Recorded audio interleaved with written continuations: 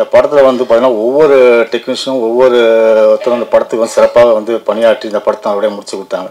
ஹீரோயினி மேடம் யாஸ்மின் அவங்க வந்து பார்த்தீங்கன்னா எங்கே இருந்தாலும் படத்துக்கு டேட் கேட்கும்போது எந்த பிரச்சனையும் டக்குன்னு வந்து ஷூட்டிங்கில் வந்து கலந்துட்டு படத்தை எந்த சூழ்நிலையுமே தலையில்லாத அளவுக்கு படத்துக்காக வந்து அவ்வளோ கஷ்டப்பட்டு எல்லாருமே நடித்து கொடுத்துருக்காங்க. தனா சார் டைரக்டர் பற்றி சொல்லணும்னா அதாவது வந்து பார்த்தீங்கன்னா 24 மணி நேரம் இந்த படத்தை மட்டும் தான் உயிர் மூச்சா நினச்சி வேலை செஞ்சார். ஷூட்டிங்லேயும் சரி வந்து சரி அதாவது எந்த இடத்துல எவ்வளோ வந்து ஒரு ப்ரொடியூசருக்காக இப்போ பிரச்சனை இருந்தால் கூட எதையுமே தன்னுடைய காது கொண்டு வராமல் எந்த இடத்துலையும் படத்தை நிற்காத அந்த படத்தை வந்து வேகமாக வந்து வளர்த்து கொண்டு மிகப்பெரிய பங்களிப்பு வருது. ஏன்னா ஒரு டைரக்டர்ன்றது ப்ரொடியூசர் சொல்லுவாங்க இது கொடுத்தா தான் பண்ணணும் எடுத்தால் தான் பண்ணணும், எதுவுமே எல்லா இடத்துலையுமே உட்காந்து அவர் ராத்திரி பாகமாக வேலை செஞ்சு இந்த படத்தை வந்து பார்த்தீங்கன்னா இவ்வளோ குறுகிய காலகட்டத்தில் வந்து எவ்வளோ சீக்கிரமாக வந்து இப்போ படத்தை வந்து முடிக்கிறதுக்கு வந்து அவ்வளோ கஷ்டப்பட்டார். அதாவது வந்து ஒரு ஒரு ஒரு நாட்டை வந்து ஆயுதத்தை வச்சு தான் அழிக்கணும் கிடையாது, மிகப்பெரிய ஊழலையும் நாட்டை அழிக்கலாம். அந்த மிகப்பெரிய ஊழல் வந்து பார்த்தீங்கன்னா தலை விரிச்சு ஆடும்போது பார்த்தீங்கன்னா அந்த அந்த அந்த ஊழலில் வந்து சேர்க்குற பணம் வந்து பார்த்தீங்கன்னா சர்வாதிகாரத்தை கொண்டு அடுத்த ஸ்டெப் வந்து சர்வாதிகாரத்தை நோக்கி போகும். இந்த படத்தில் அது மாதிரி ஒரு ஒரு சர்வாதிகாரம் வந்து சர்வாதிகாரி தான் அடக்கிறாப்லையா இல்லை என்ன பண்ணுறாங்கன்றது தான் இந்த படத்தோட வந்து மிகப்பெரிய ஹைலைட்டு. ஹிட்லரை வந்து அழிகிறாப்லையா இல்லை மிகப்பெரிய இதுவாக தான் சார் அதை வந்து நீ திரையில் பார்ப்பீங்க. இந்த படத்தில் வந்து எனக்கும் அவனுக்கும் ஆல்மோஸ்ட் படத்தோட எண்ட் ஸ்டேஜில் இருக்கும்.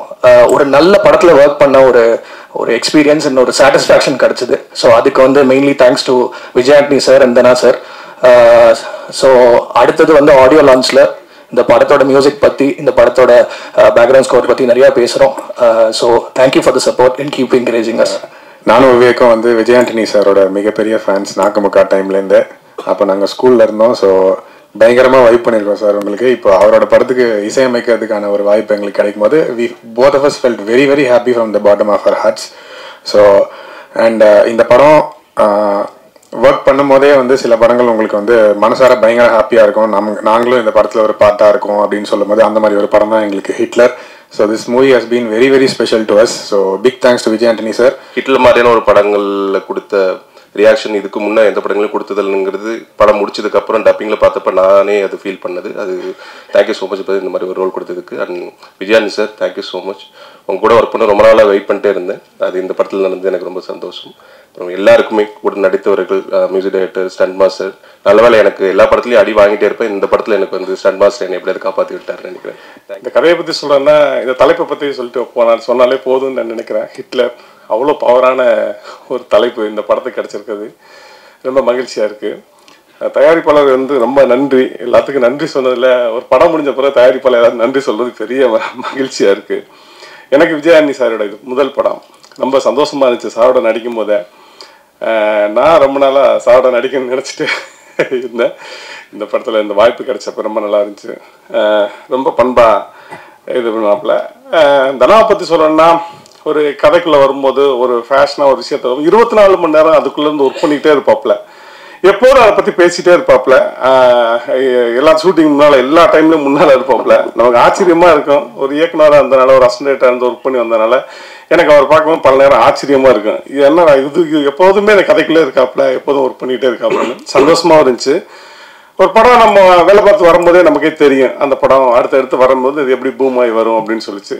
அந்த மாதிரியான வெற்றிகளை எல்லாத்துக்கும் முன்னாலே இந்த படத்துக்குள்ள நான் பார்த்துக்கிட்டே இருக்கேன். அதனால இந்த படம் மிகப்பெரிய வெற்றி பெற என்னோட வாழ்த்துக்கள். இந்த படம் என்னோட கரியர்ல ரொம்ப ரொம்ப முக்கியமான படம். And I have to thank Dhana sir who comes from Mani Ratnam School of Filmmaking. And ella Mani Ratnam padathliyum we see that female leads are very well written. Tani idam irkum and and mari character enakku kuduthikaru. So thank you very very much sir. And of course our DOP Naveen sir who has given us spectacular frames and made me look really really beautiful. And my hero Vijay Antony sir, I was just thinking what can I say new about him, like what do we not know. He's sweet, he's gentle, he's friendly, but I have to mention he's very heroic in real life also. Vijayani sir நான் சொன்ன கதையை நம்பி எனக்கு ஒரு படம் கொடுத்துருக்காரு. அவருக்கு ஒரு நன்றி சொல்லிக்கிறேன். அதை தாண்டி இந்த படத்தில் நிறைய நடிகர்கள் நடிச்சிருக்காங்க. எல்லாருமே experienced. Vivek Prasanna sir, Tamil sir, Charanraj sir, முக்கியமாக கௌதமேனன் சார், எல்லாரும் இப்படி ஒரு ஒரு நிறைய நல்ல ஆர்டிஸ்ட் கூட ஒர்க் பண்ணுறது தான் ரொம்ப ரொம்ப சந்தோஷமான விஷயம். நம்ம சொல்கிறத ஈஸியாக புரிஞ்சுப்பாங்க. ஏன்னா சினிமாங்கிறது ஒரு நேரம் சம்மந்தப்பட்ட விஷயம், ஷூட்டிங்கிறது. ஸோ அதுக்குள்ளே வந்து நம்ம நினச்சதை அன்னைக்கு எடுக்க வேண்டியதை எடுத்து முடிக்கணும்னா அதை நம்மளை புரிஞ்சுக்கிற ஒரு நடிகர்கள் கிடைச்சிட்டா அது ரொம்ப பெரிய விஷயம் ஒரு இயக்குனராக. அந்த விஷயத்தில் நான் ரொம்ப கொடுத்து வச்சேன் நான் ஹிட்லரில். ஏன்னா எல்லாருமே ஒரு எக்ஸ்பீரியன்ஸ்டு நல்ல நடிகர்கள். அவங்களுக்கு நான் ரொம்ப சொல்லணும்னு அவசியமே இல்லை. அவங்க ரொம்ப ஈஸியாக என்னை புரிஞ்சுக்கிட்டாங்க. இந்த படம் ரொம்ப சீக்கிரமாகவே எடுத்து முடிச்சிட்டோம்னு சொல்லலாம். இடையில விஜய் ஆண்டனி சாருக்கு ஒரு சின்ன ஆக்சிடென்ட் நடக்கலாட்டினா இந்த படம் வந்து கிட்டத்தட்ட ஒரு பூஜா ஹாலிடேஸ்க்கே வெளியே வந்திருக்க வேண்டிய படம். ஒரு சின்ன ஒரு தரங்கள், ரொம்ப வருத்தமான தரங்கள். அதை தாண்டி அவர் எப்படி இவ்வளோ ஃபோர்ஸ்ஃபுல்லாக இவ்வளோ ஸ்ட்ராங்காக வர்றாரு அப்படின்னு பார்க்குறதெல்லாம் எனக்குலாம் ரொம்ப பெரிய ஊக்கமாக இருக்குது. எனக்குலாம் ஒரு சின்ன காய்ச்சல் இருந்தாலே நான் போய் படுத்துருவேன். என்ன வேணாலும் ஆகிட்டு போட்டு ஒரு நாள் கழிச்சு போய் பார்க்கல நான். பட் அவர் ஆக்சிடென்ட் ஆனதுக்கப்புறம் அந்த அங்கேருந்து ஒரு வீடியோ காலில் ஹாஸ்பிட்டலில் இருந்துட்டு இல்லை ஷூட்டிங் நாங்கள் பாதியில் இருக்கும்போது அவர் 3 days கேப்பில் போயிருந்தார். இங்கே செட் ஒர்க்லாம் நடந்துட்டுருக்கு, ஷூட்டிங் ஆரம்பிக்கணும் கௌதமேனன் சார் வச்சு. அதுக்கப்புறம் சார் வந்து ஜாயின் பண்ணிக்கிற மாதிரி இருந்தது. ஆனால் பட் அவர் ஆக்சிடென்ட் ஆனதுக்கப்புறம் நாங்கள் ரொம்ப பயந்து போயிருந்தோம். அவர் அங்கேருந்து வீடியோ காலில் இல்லை ஒன்றும் இல்லை, நான் ஒன்றும் பிரச்சனை இல்லை, நீங்கள் ஷூட்டிங் கன்டினியூ பண்ணுங்க அப்படின்னு. அவ்வளோ அடிபட்டு இருந்தது அவருக்கு உண்மையிலே. இது பல பேருக்கு தெரியாது, ரொம்ப பெரிய ஆக்சிடென்ட் தான். சாரி சார் எங்கே சொல்கிறதுக்கு.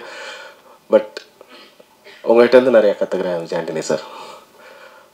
அந்தளவுக்கு தொழில் மேலே ரொம்ப உண்மையாக இருக்கக்கூடிய இந்த படம் எனக்கு ரொம்ப முக்கியமான படம். ரொம்ப என்ஜாய் பண்ணி ஒரு படத்தை பண்ணுறோம். எல்லா படமே ஃபில்ம் மேக்கிங்கிறது ரொம்ப என்ஜாய்மெண்ட்டான விஷயம் தான். ஆனால் இந்த படத்தை நான் இன்னும் ஒரு என்ஜாய் பண்ணேன். ஏன்னா பிகாஸ் நான் இதுக்கு முன்னாடி பண்ண படை வீரன் அண்டு வானம் கொட்டட்டும் வேறு ஜேர்னல் இருந்துன்னா இது டோட்டலாக வேறு ஜேர்னலில் ஒரு படம். ஸோ எனக்கே அது வந்து புதுசு தான். ஒரு ஆக்ஷனாக ஒரு த்ரில்லராக ஒரு படம் பண்ணுறோம். ஸோ நிஜமாவே ஒவ்வொரு ஷாட்டும் எடுத்து முடிச்சுட்டு ஒரு மனசில் ஒரு சந்தோஷம் இருந்தது. ஒரு சீன் கட் பண்ணி பார்க்கும்போது சந்தோஷம் இருந்தது. படத்தை முழுசாக பார்க்கும்போது அப்பாடான்னு இருந்தது. ஸோ அந்த ஃபீல் உங்கள் எல்லாருக்கும் வரும்னு நான் நம்புகிறேன். இது படம் ஹிட்லர், பேர் தான் ஹிட்லர். ஆனால் பாருங்க, டைரக்டர் சாப்பிட்டு, ஹீரோ சாப்பிட்டு, ஹீரோயின் சாப்பிட்டு, மொத்த யூனிட்டே சாப்பிட்டு, ஆனால் பேர் மட்டும் ஹிட்லர் வச்சுருக்காங்க. சூப்பராக இருக்கும் அந்த படம். நான் சாரதி ஏற்கனவே 2 படம் பண்ணியிருக்கேன் விஜய் ஆண்டனி சார். பள்ளி மயில் ஒன்று, ஹிட்லர் ஒன்று. சார்கிட்ட எப்பவுமே ஒரு டவுட் கேட்பேன், எந்த டவுட் இருந்தாலும். நீங்கள் எதுவுமே இல்லைன்னு ஒரு வேலை பண்ணுங்கள், உங்களுக்கு எல்லாமே கிடைக்கும் அப்படின்னு ஒரு சொல்லுவார் எப்போதுமே. Positive energy. டைரக்டர் சாரு அவர்கிட்ட எப்பவுமே ஷூட்டிங் வந்தாலே சார் ஓகே சார் உங்களுக்கு முடிஞ்சிச்சுன்றாரு. அந்த மாதிரி. ஏன்னா நம்ம எடுக்கிறதே தெரியாது, அவ்வளோ ஈஸியாக நம்ம வேலை வாங்கி சூப்பராக வேலை வாங்குவார். படம் வந்து கொஞ்சம் எக்ஸ்ட்ரானரியாக இருக்கும். நீங்கள் வந்து சாரை விஜய் ஆண்டனி சார் நிறைய படம் பார்த்துருப்பீங்க. இது கொஞ்சம் டிஃப்ரெண்ட் ஜோனர் இருக்குது ஆக்சுவலாக. இந்த படம் பொங்குமா அந்த மாதிரி ஒரு படம் இது. தனாவோட வானம் கொட்டட்டும் படத்தோட ஃபேன்னா அவரோட கேமரா, அவரோட ஃப்ரேமிங், டேஸ்ட்டு, டைலாக் டெலிவரி. அவர் சொன்னார் இல்லையா, டைரக்டர்ஸை இயக்கியிருக்கேன்னு சொல்லிட்டு. பாலாஜி தீவேல் சாரை பர்ஃபார்மன்ஸ் பண்ணி வாங்கின விதம், சரத்குமார் சாரோட பர்ஃபார்மன்ஸ், ராதிகாமரன் பர்ஃபார்மன்ஸ் எல்லாத்தையும் பார்த்து ரொம்ப ரசிச்சிருக்கேன் அவங்க படத்தை. ஸோ நானும் ராஜா சாரும் நெக்ஸ்ட் படம் யாரை வச்சு பண்ணலான்னு பிளான் பண்ணிட்டு இருக்கும்போது 2 பேரும் ஒருமித்தமாக வந்து உங்கள் பேரை பற்றி பேசிகிட்டு இருந்தோம். ஃப்ரம் த டே ஃபஸ்ட் டேயில் மீட் பண்ணது வந்து இன்றைக்கி வரைக்கும் ஒவ்வொரு நாளும் வந்து ஆஸ் அ டைரக்டர் உங்களை பார்த்து ரொம்ப நிறைய விஷயம் ஆச்சரியமாக, 3 படத்தில் இவ்வளோ கற்றுக்கிட்டீங்க அப்படின்னு சொல்கிற மாதிரி ஆச்சரியமாக இருக்குது. நிறைய எமோஷன்ஸ் இருக்குது. அதே சமயம் டெக்னிக்கலாக கூட ஷார்ட் டிவைட் பண்ணுறது, உங்கள் டேஸ்ட்டு எல்லாமே எல்லா விதத்துலேயுமே மிக குறுகிய நாட்களில் ஒரு பெரிய படத்தை பண்ண முடியுமா அப்படின்னு பார்த்தீங்கன்னா அது ரொம்ப கஷ்டம். ஆனால் நிறைய டைம் எடுத்து பண்ணார். பட் ஸ்டில் இந்த படத்தோட அவுட்புட்டுக்கு வந்து நீங்கள் எடுத்துக்கிட்ட நேரம் கம்மி தான் உண்மையிலேயே. ஸோ இன்னும் இப்போ பெரிய பெரிய படங்கள் உங்களால் ஈஸியாக ஹேண்டில் பண்ண முடியும். கண்டிப்பாக ஃப்யூச்சரில் படம் பண்ணக்கூடிய ப்ரொடியூசர்ஸ் எல்லோரும் தைரியமாக பெரிய பெரிய பட்ஜெட் படங்களை இவர் கொடுக்கலாம். அதை டபுள் மடங்கு பட்ஜெட்டாக காட்டுவார். ரொம்ப நாலேஜ் உள்ள டெக்னிக்கலி சவுண்டான ஒரு டைரக்டர் தனா. சந்தோஷம் தானா, கூடிய சீக்கிரம் இன்னொரு கதையில் சந்திப்போம். Mani Ratnam sir associate. ஸோ அது மாதிரி தான் இருக்குது படமும். ஆக்சுவலாக நல்லா இருக்குது. டைலாக் டெலிவரிலேருந்து ஆரம்பித்து எல்லாமே அதே மாதிரி தான் இருக்குது. அப்புறம் இந்த படத்தோட ஹீரோயின் நான் ஷாக் ஆகிட்டேன். ஆக்சுவலாக உங்களுக்கு இவ்வளோ தமிழ் தெரிஞ்சு தான் நான் ஷூட்டிங் ஸ்பாட்டில் நிறைய பேசியிருப்பேன். ரொமான்ஸ் பற்றி நான் டிஸ்கஸ் பண்ணியிருந்துருக்கலாம். நாம் இப்போ தான் தெரியும் ஆக்சுவலாக. Is the one which you practised or is the real flow? Real flow. Okay, நல்லா தமிழ் பேசுகிறீங்க ரியா, சந்தோஷமாக இருக்குது. எனக்கெல்லாம் இன்னொரு லாங்குவேஜ் கற்றுக்கிறது ரொம்ப கஷ்டமான விஷயம். இன்றைக்கி நிறைய தெலுங்கு படங்கள் ரிலீஸ் ஆகிட்டு இருக்கு. அந்தரிக்கி நமஸ்காரம் தவிர்த்து எனக்கு எதுவும் தெரியாது. பட் நீங்கள் தமிழில் வந்ததுலேருந்து ஒரு ப்ரெஸ் மீட்டே நீங்கள் வந்து ஆனர் பண்ணுற தமிழில் நீங்கள் டைலாக் டெலிவரி பண்ணுற அளவுக்கு நல்லா பண்ணுறீங்க. சந்தோஷம். வெரி ஸ்வீட் அண்ட் சிம்பிள் பொண்ணு. எந்த ஹீரோயினுக்கான ஒரு அப்படி இல்லாமல் ரொம்ப சிம்பிளாக இமீடியட்டாக கூப்பிட்டா கூட மேக்கப் இல்லாமல் கூட சம்டைம்ஸ் வந்து டைமுக்காக ஹானர் பண்ணி வந்து இங்கே கூட ஒரு சகஜமாக பழகின ஒரு ரியா சுமன் வந்து ஒண்டர்ஃபுல் ஆர்டிஸ்ட். ஸோ இந்த டீம் ஃபுல்லாக இங்கே இதயம் அடியிலேருந்து பெரிய மனமார்ந்த நன்றிகள் தெரிவிச்சுக்கிறோம் உங்களுக்கு இங்கே வந்ததுக்காக. சார் கூட இதான் ஃபஸ்ட்டு படம் எனக்கு. ஸோ நான் தான் கொஞ்சம் நர்வஸாக இருந்தேன். ஏன்னா ஒரு பெரிய காமெடியன், அவர் வந்தாலே தேட்டரில் நாங்கள்லாம் சிரிச்சிருவோம். ஸோ அவருக்கு கூட ஒர்க் பண்ணும்போது எப்படி இருக்குன்னு தெரியல. நான் காமெடியெல்லாம் என் படத்தில் பண்ணதே இல்லை. ஸோ இந்த படத்தில் ஃபஸ்ட்டு பண்ணேன். ஸோ அவரை நம்பி தான் நான் பண்ணேன். பட் நாங்கள் இப்போ எடிட் பண்ணும்போதெல்லாம் நாங்கள் சிரிப்போம். எடிட்டில் உட்காந்து பார்க்கும்போதெல்லாமே நான் சிரிச்சுட்டே இருக்கேன். ஆனால் ஒர்க் பண்ணும்போது ரொம்ப ரொம்ப ஜாலியாக இருந்தது. அவர் சொன்ன மாதிரி தான், அவருக்கே தெரியாமல் சீன்லாம் முடிச்சிருவோம். சார் ஹிட்லர் போட்டிருக்கீங்க, அதில் வந்து கன்னும் இருக்குது, இன்னொன்று வந்து நம்ம தேர்தலோட சிம்பிளும் இருக்குது, சின்னங்கள். இது எதை பற்றி, அரசியல் பற்றியான புரிதல் இருக்குமா? இதில் என்ன சொல்ல வரும்? ஹிட்லர்னா ஒரு சர்வாதிகாரம் தான் எல்லாருக்கும் தெரியும், இடியாமின் இவங்கெல்லாம். ஸோ இது ஹிட்லர் பேர் வச்சுருக்கீங்க சொன்னீங்க. பட் ஆனால் அந்த சிம்பிள் எதை சொல்ல போகுது? சர்வாதிகாரத்தோட சிம்பிளாக தான் ஹிட்லர் அதை கொண்டு வந்திருக்காரு. ஸோ ஸ்வஸ்திக் சின் அதோட சிம்பிள் அது. ஸோ ஹிட்லரோட கொடியில் இடம்பெற்ற ஒரு முக்கியமான இது. ஸோ ஹிட்லருங்கிற நேம் எப்படி ஒரு இருக்கோ, ஸோ அதனால அந்த சிம்பிளை நாங்கள் கொண்டு வரோம். ஒரு சர்வாதிகாரத்தோட அடையாளமாக மட்டும் கொண்டு வரோம். வேறு எதுவும் இந்த இதுகளே வேறு எந்த இதுவும் கிடையாது. ஹிட்லர் நீங்கள் மனசில் வச்சுட்டு ஸ்வஸ்திக் அந்த இதை பார்த்தா மட்டும் போதும்னு நினைக்கிறேன். நம்ம சாஃப்டா ஆடா தெரியல, நீங்களே நம்மளே சொல்லக்கூடாது. ஹீரோயின்கிட்ட கேட்கலாம், what to you think about me? am I soft? You have to see the movie to see more shades of sir. I also got shocked. படத்தை பார்த்தா என்னோட முரட்டு குணம் வெளியே தெரியும். டைரக்டர் இன்னும் சொல்லவே இல்லையே உங்களை பற்றி? இல்லை, நான் விஜயானி சாரை சூஸ் பண்ணல, விஜயானி சார் தான் என்ன சூஸ் பண்ணாரு. ஒரு படம் பண்ணுவாங்கன்னு கூப்பிட்டாரு. கதை ஏதாவது இருக்குன்னு தான் சொல்லுங்க அப்படின்னாரு. நான் இந்த ஹிட்லரோட கதையை தான் நான் முதல்ல எழுதின கதை, நான் படமாக பண்ணணும்னு நினச்சது. ஸோ இந்த கதை சாருக்கு சரியாக இருக்கும்னு நான் நம்பினேன். ஸோ நான் போய் சொன்னேன், அவருக்கும் பிடிச்சிருந்தது, அப்படி தொடங்கப்பட்டது. இது வந்து பர்சனலான கொஸ்டின் இருந்தால் விட்டுருங்க, வேணாம். பரவாயில்ல, சரிங்களா? நீங்கள் வந்து செருப்பு போடாத காரணம் என்ன ஏதாவது ரகசியம் இருக்கா? இல்லை, அப்படி ஒன்றும் இல்லை. திடீர்னு மனசுக்கு தோணுச்சு, இதையும் பெருசாக யோசிக்கிறது இல்லை. திடீர்னு ஒரு நாள் ஸ்டாப் பண்ணின்னு தோணுச்சு, ஸ்டாப் பண்ணிட்டேன். திடீர்னு ஆரம்பிக்கணும்னா ஆரம்பிச்சிடலாம், அவ்வளோதான். இப்போ ஒரு விஷயம் சொன்னீங்க, ஈரணிகிட்ட வந்து பேசும்போது ஒரு வேவ் லைன் ஒர்க் ஆகலைன்னு சொல்லிட்டு அவங்க கம்யூனிகேஷனுக்காக நீங்கள் விட்டீங்க. மற்ற ஹீரோயின்லாம் எப்படி சார்? தம்பி, என்னது சொல்கிறது, நான் பண்ணுற படங்கள்லாம் சீரியஸான படங்கள்ன்றதுனால நமக்கு வந்து ரொமான்டிக்கான போர்ஷன்ஸ் நிறைய படத்தில் வர்றதில்லை.